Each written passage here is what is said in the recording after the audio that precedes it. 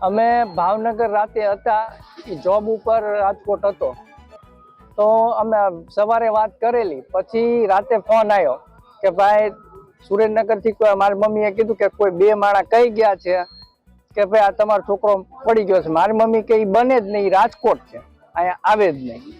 બરાબર.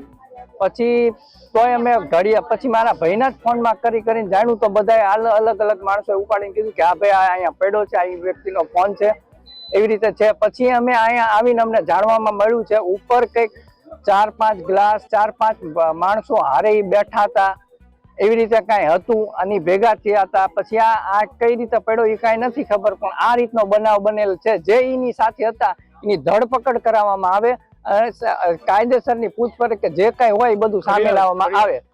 મારો ભાઈ છે ચંદન, એને રાજકોટ નોકરી કરે છે. એને ભાઈબંધને કાલે સવારે બર્થડે પાર્ટી નિમિત્તે કે ગમે એ નિમિત્તે બોલાયેલો છે અને એને અહીંયા બોલાવીને ધાબા ઉપર લઈ જઈને કે પાર્ટી કરીને ગમે ઉમેયા પાર્કમાં એને બેફામ રીતે મારીને ફેંકી દેવામાં આવેલ છે.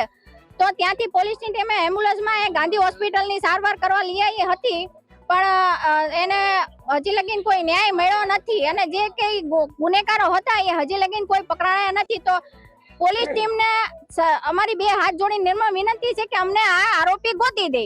અમારી તમામ માહિતીથી અપડેટ રહેવા માટે જોડાયેલા રહો S9 ન્યૂઝ સાથે.